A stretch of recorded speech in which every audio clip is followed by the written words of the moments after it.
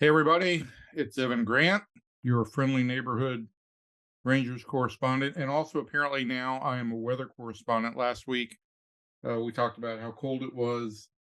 Hope everybody had their little cups for their outdoor faucets. I had mine. Didn't stop some water from leaking through the roof, but whatever. We're fine here. And now I found out that my little neighborhood, as I look outside my window, which is this way, that my neighborhood's under a flood watch. So if a wall of water comes this way, I will have to abandon our Rangers recording and flee for my life. Might make more entertaining video than this, but we'll proceed anyway. Also, some big news that came across the mailbox today before I get into what we're going to talk about Rangers wise. Also, stick around for some food talk at the end. Come to find out in the old inbox this morning that Dallas has been named the 9th most glamorous city. And as you know, I am the purveyor of all things glamour. According to this email, I'm not even going to cite the source for this, but we rank 5th in private helipads. And apparently that's where my leak was coming from last week, was my helipad. 4th in platinum country clubs. I don't know the difference between a platinum and a gold country club, but we are 4th. But disappointingly, 50th in a category called plastic surgeons per 100,000 upper income households. So I don't know, get some more plastic surgeons in here quickly. There's plenty of work they can do on me. I don't know if I qualify for an upper income household.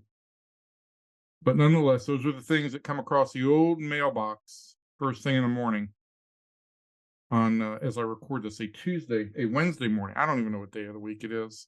And I haven't even left for spring training. That starts on Monday. And let's get to some spring training talk with the Rangers. This episode should be brought to you by Five Guys Burgers. This is not an endorsement for Five Guys Burgers, but we're going to call this little segment Five Guys.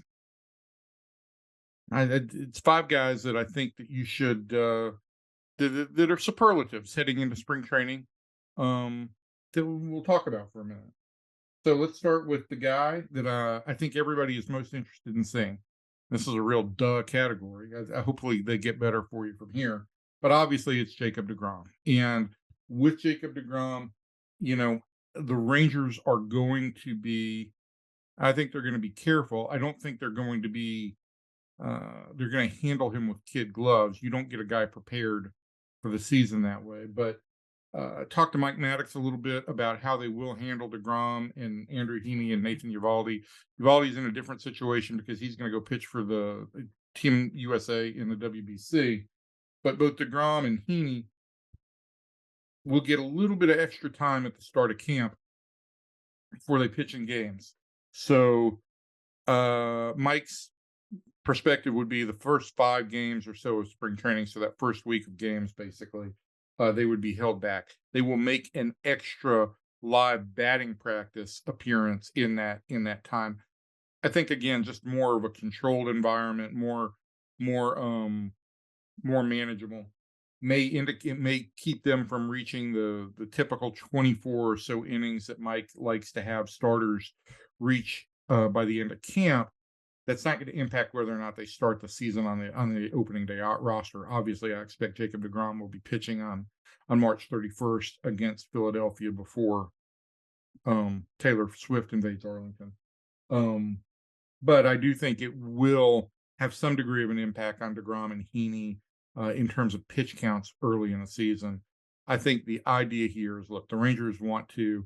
This number has not been mentioned to me, but it's a nice round even figure. It's an odd number, but it's nonetheless a good benchmark. I'm such a master of words. But if this team can get Jacob DeGrom to 25 starts this year in the regular season with an eye towards, they hope, having some postseason starts, I think that'd be a really good benchmark. I don't know if that gets you to 150 innings, maybe between 140 and 150. But if the Rangers can get there, I think they'd be happy. And I think that means you manage some starts early in the year with some lower pitch counts, maybe mid-season as the schedule starts to ramp up and off days minimize. Maybe you work in a six starter here or there to give him an extra day of rest every once in a while. But I think that would be this team's approach. They get more than 25 starts if he's healthy and can go, gravy.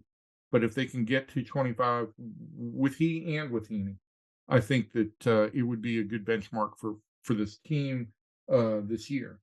The other thing on DeGrom is don't expect him to make all of his starts that are qualify as spring training starts in A games in regular big league exhibitions. I would not be surprised again if the Rangers try and make a bunch of those starts in controlled environments of B games or minor league starts on backfields away from crowds and where you can end innings at whatever juncture you want to, where you can have guys maybe face an extra hitter if they have a very quick inning just to kind of get them, to 15 or 18 pitches in an inning, those kinds of things.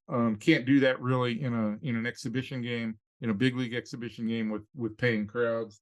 You can do it on the backfield. So if you are coming out to surprise to watch Jacob DeGrom, you may have to hunt for him a little bit. All right, so let's move on to guy number 2, and that is guy with the most to prove. And I'm already veering off my theme here because I'm going to give you multiple guys in this category, and that's basically every left fielder in camp. But we'll focus on 4 here: Bubba Thompson, Josh Smith, Ezekiel Duran, and Clint Frazier, who's in camp on a minor league deal. I don't know that any of these guys, I don't know that it's a great idea to base starting definitions going into the regular season on spring training performance. But let's face it, it's an open position. There's no clear front runner here. Brad Miller is in camp and will play some time. We'll get some time in left field, but I expect that more of his at bats will end up coming as a DH, or should. I think all of these other outfielders are probably a little bit. All of these other guys, even the converted infielders, Smith and Duran, are better situated to play left field than Brad is. So there's an opportunity for these guys to win playing time. I don't know that it guarantees them long leashes going into the regular season, but I do think to some extent spring training performance will determine who ends up being the Rangers starter on opening day in left field. I think also you're going to look at left field early in the year, and Chris Young has mentioned this, probably in a platoon situation. So you've got Miller and Josh Smith from the left-hand side. You've got Bubba Thompson, Ezekiel Duran, and Clint Frazier all from the right-hand side. Mark Mathias, also a right-handed hitter who figures into the utility infielder, utility guy competition, whatever that may be. So I think the Rangers will look with these guys to, whenever they can, set up some matchups, get Thompson in games to face big league left-handed pitching, to get Smith in games to face big league right-handed pitching, and to maximize that opportunity to see how these guys would potentially play in situations best suited for them to have some success.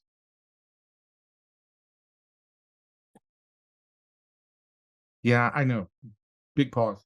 So let's go to the guy with the most at stake here in camp, and we're going to stick in the outfield.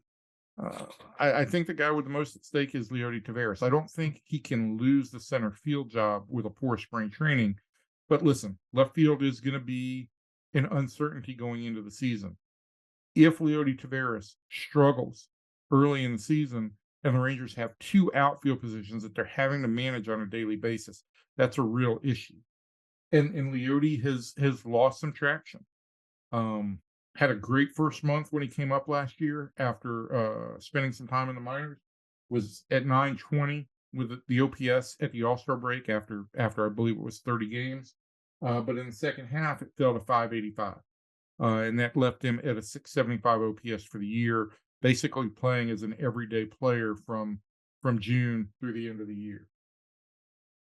He did cut down on strikeouts, and that was an important element for him last year.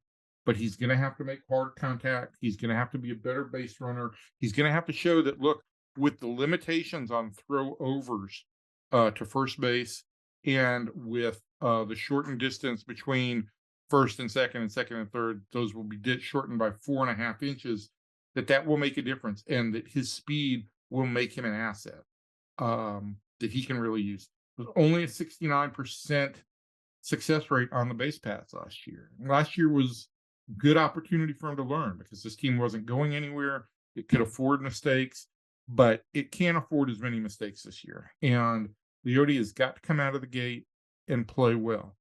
If not, and if Bubba Thompson struggles in spring training, now all of a sudden you're looking at having to move Adolis Garcia from right field to center field.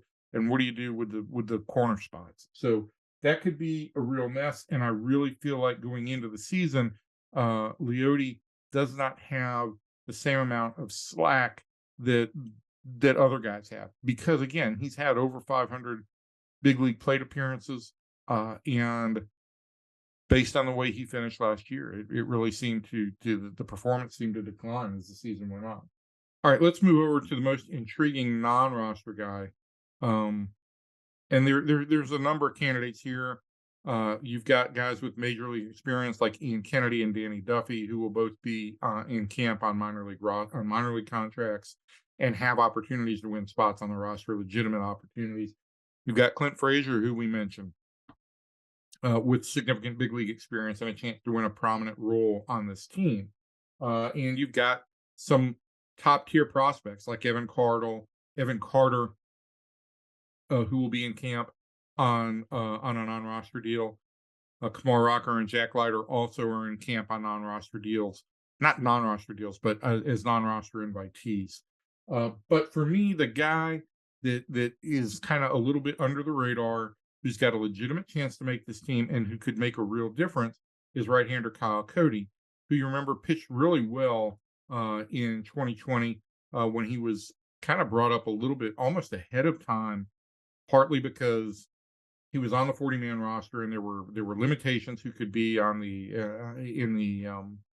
in the pool for guys to pitch in the big or play in the big leagues. And Kyle pitched really well. Then he got hurt in 2021 with a shoulder injury that did not respond well to a PRP injection, a platelet-rich plasma injection, ultimately needed surgery that cost him all of 2022.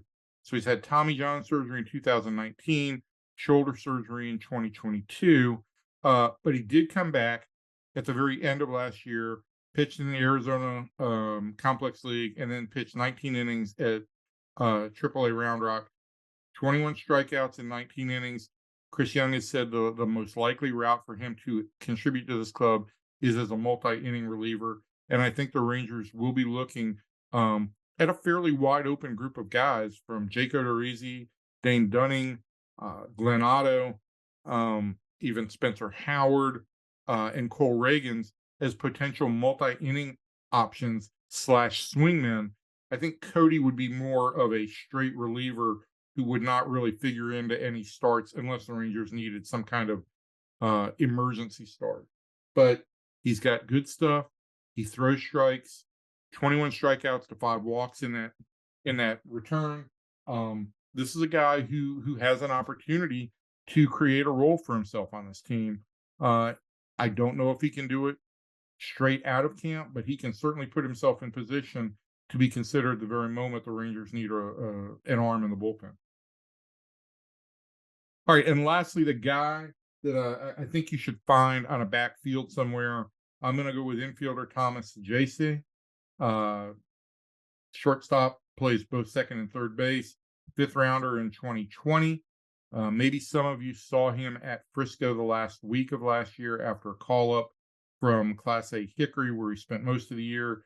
But this is a guy who just hits and is really got good instincts both on the field and at the plate. Doesn't look like your traditional ball players. Listed at 5'11", 175, and in every scenario in which I've seen him, every setting in which I've seen him, he's certainly the slightest looking guy. Got kind of a scruffy beard. Doesn't quite look like your big time ball player, but he performs. He came up last year, the last week of the regular season at Frisco, played five impressive games there, then went 5 for 15 with 3 walks in the playoffs, and had some really big hits in that Frisco postseason run. He's not in big league camp. He doesn't turn 21 until April 10th. I expect he'll open the season at Double-A Frisco. So if you're a fan of minor leagues, if you're a fan of Frisco, you want to go find Thomas Ajayse in minor league games when they start in early March. Those minor league games, for those who aren't aware, are free of charge. They're on Backfields. You just kind of come to the Rangers complex and you have to walk a little bit to get to the Backfields. But if you want to watch the next wave of talent and watch it in a really relaxed environment, that's a great place to do it. It's a great place during workouts. If you bring your family to meet players, get autographs. That's also where the Rangers usually do their workouts before games start. And they still do them once the regular exhibitions start. But depending on where their exhibition is that day, if it's on the east side of the valley versus the west side of the valley, they may cut things short, may head out. So that's a little bit of spring training scouting report, both on players, keep an eye on, and on how to watch it. You don't have to go to the games to have a great day. I'll just tell you that. Lastly, I get a number of questions every year from people wanting to know what there is to do in Surprise, and I don't have great answers because couple of things. One, there's not a ton to do in Surprise. While the restaurant scene is growing out there, mostly it's a strip of chain restaurants. Your Outbacks, Carrabba's, Longhorn Steakhouse, places like that. But there are a couple of unique places, and I'll get to those once I get out there next week. Maybe even send a couple of photos from there and post those. But I do want to try and start something that we'll call for Torby the best thing I ate this week, or maybe the best thing I ate outside of baseball, y'all. Whatever. I have terrible names. Anyway, as you are probably now seeing on the screen, you've got a really nice shot of something gooey that looks like it's full of tomato sauce, cilantro, and eggs. It is shakshuka. That's SHAKSHUKA, and I'm sure a lot of you are familiar with it. But for those who aren't, sometimes I get funny looks when I mention it. It's a great Middle Eastern preparation of eggs. If you like spice, if you like tomato sauce, you like eggs, it all goes together. Had this one at Beverly's in Dallas over the weekend with some crusty, well-toasted bread to soak up the tomato sauce. It's a wonderful brunch. I've started to notice more and more places in Dallas serve it. I know I've had a shakshuka interpretation. I believe it's Snooze. I've had one at the Finch, which was quite good and spicy. I had one in Detroit last year at an Italian restaurant that they kind of called their interpretation of eggs Diablo, and that was really unique because the sauce was thicker.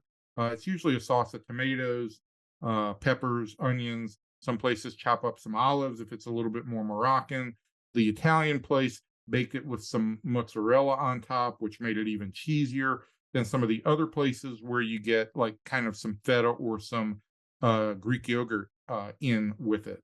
So if you haven't tried it and you like eggs and you like food that gets served in a skillet, and who doesn't like the skillet presentation? Find some shakshuka at your next opportunity, and think of me warmly when you do. Also, in comments, let me know if you think this week in food is worth my time. Because I do find myself taking more pictures now of food and the animals in the house than anything else. So they're on my camera. We capture a lot of those moments. I'm happy to share it with you. I love talking about food almost as much as I love talking about baseball. But right now, you're probably tired of me talking about both, and you certainly don't want me to go back to talking about the perils of home ownership and my attempts at being handy. Although that really would make a good HGTV show on what not to do when you're trying to own a home. Anyway, until next week, when the setting will change and will be coming to you from Surprise. Thanks for watching.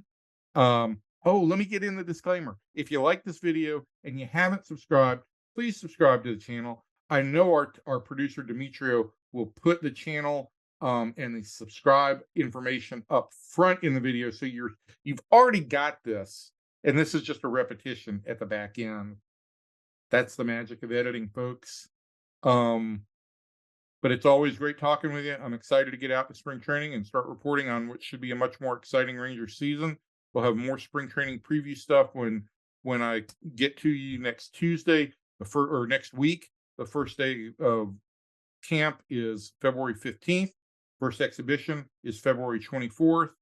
And the first regular season game, March 31st against Philadelphia. Oh, you know what? It's March 30th. The 31st is an off day. I am a fool. A downright fool. March 31st is an off day, obviously, because that's the first of 3 Taylor Swift concerts, and they don't want to have a conflict. No, March 30th is March 31st is an off day. Why exactly the Rangers are doing this year, I'm not entirely sure. But typically, on the first series of the year, for teams that play in outdoor parks, especially in cold weather climates, you'll schedule the opening day game on a Thursday, take the Friday off as kind of a hedge in case you get bad weather, so that you can reschedule the game for that Friday, because you're obviously going to have a sellout on opening day. Finding ways to sell those or finding ways to squeeze those tickets into other games creates a terrible headache for front offices or ticket offices. But that's the way the Rangers schedule is set up, that they'll play Thursday, off on Friday the 31st, play Saturday and Sunday against Philadelphia in that first series of the year. And now we are done. I didn't mean to yell at you. I enjoy all of you being here. I'll see you next week.